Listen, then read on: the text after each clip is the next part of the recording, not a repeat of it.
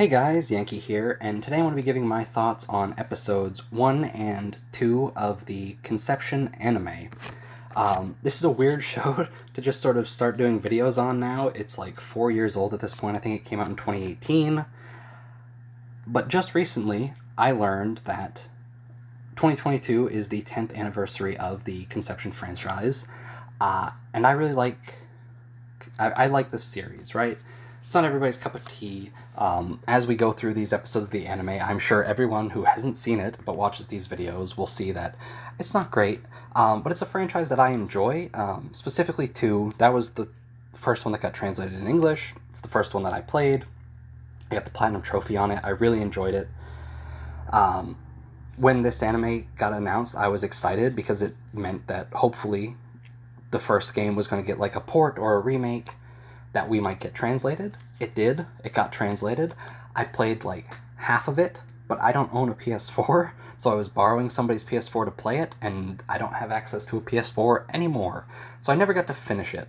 But I remember at the time this anime was coming out, it's not great, it's cheap, and we'll talk about that as we go through the episode and stuff, but I had a lot of fun with it. I remember just discussion about this anime online being really relaxed, especially after the first couple episodes that filtered out most people. And so it was really fun, and like, I don't know about you, but like, the, how do I say this? Like, I can enjoy something that other people don't like, and like, on my own and still have fun, but enjoying something and then being able to have like a nice time sort of discussing it online or posting about it helps elevate that, right? Like, it's easy to get excited about a show that you're enjoying when you can when you're enjoying it with other people. And so that's what this was. Like, a lot of people got filtered out after these first couple episodes because it's cheap, and there's one point in the first episode which made some people mad, which we'll get to. But like, I just have fond memories of talking about this show and enjoying the show, even if it is cheap and a bit of a mess. So let's talk about episode 1. So the episode opens with our protagonist Itsuki running to the roof of his school to meet his cousin Mahiru, where she confesses that she is pregnant, and we learn that she didn't sleep with anyone to get pregnant. She was just magically pregnant. And then a hole in the sky opens up and sucks them into a fantasy world, which is probably why this show even got made, and they tried to bring this series back, is because isekai is popular. This is our chance. So Itsuki and Mahiru, they get transported to another world, Grand Vania. Good thing I wrote that down, because I wouldn't have remembered it. They wake up in a dungeon, and as they're trying to find a way out, a shadowy monster comes out of Mahiro's mouth. These monsters are called impurities. They appear in the dungeon, and you gotta fight them. One thing I have written down here in my note, the first impurity we see, the one that comes out of Mahiru right here at the beginning of the episode, like, it has like a weird art style, but I think it looks kind of cool. It looks really distinct from everything else in the episode and in that dungeon, but it looks neat.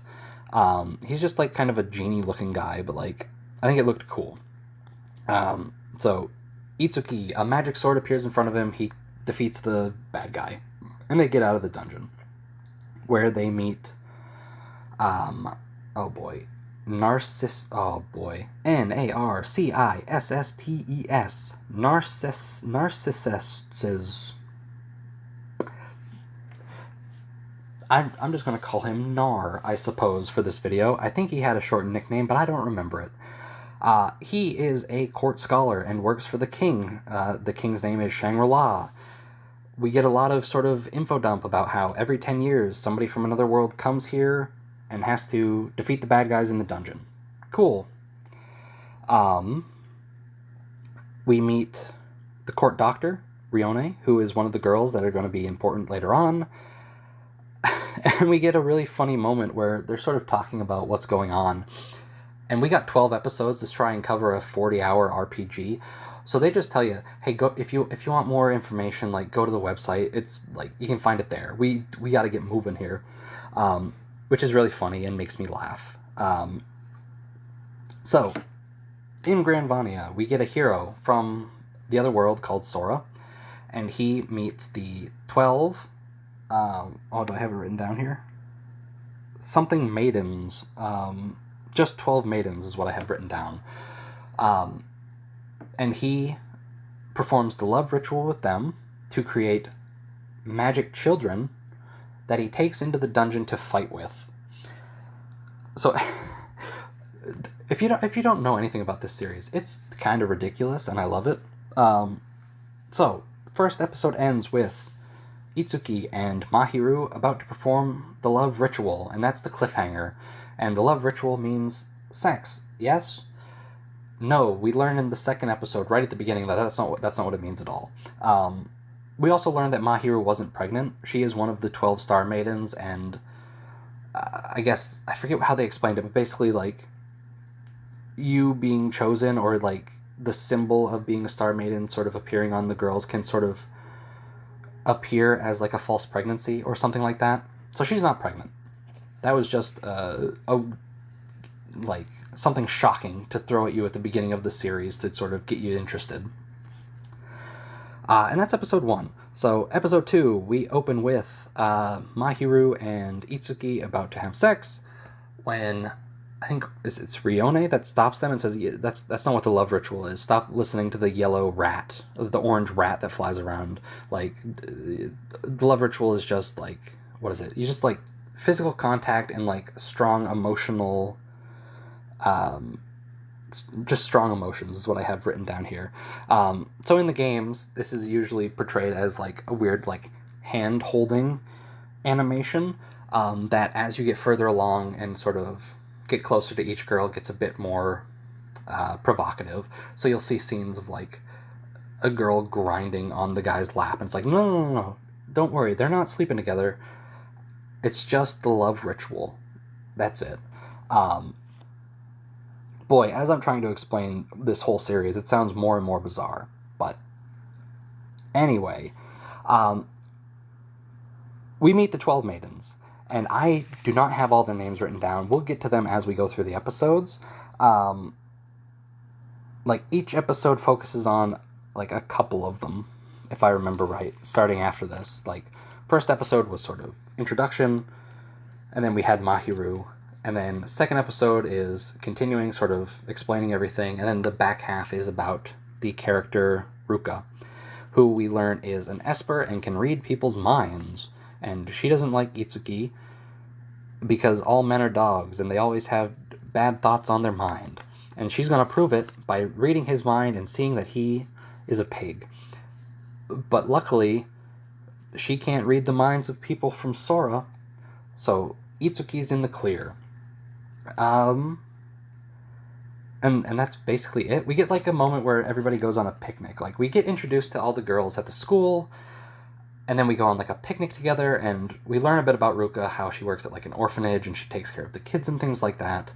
And we see her interacting with the kids, and she seems like a good girl. Itsuki and Ruka perform the love ritual. Again, not sex, just hand-holding, please. And another star child is born. So we've got 2 now. We have, they're just named after I didn't even mention that, how each girl is named after a constellation, or, like, each girl represents a constellation. So, like, Mahiru is Virgo, Ruka is Cancer, and so when they have star children, of course, they just name them Virgo and Cancer. Which is funny. In the games, you can name each child, and you'll have, like, a bunch of them. So it can give you a random name, or you can actually name them yourself. But that's fine. The show's just going to give them the constellation names, and that's okay. And then we get we go into the labyrinth to try and fight. All the girls are present, because they need to be there to, like, open the gates.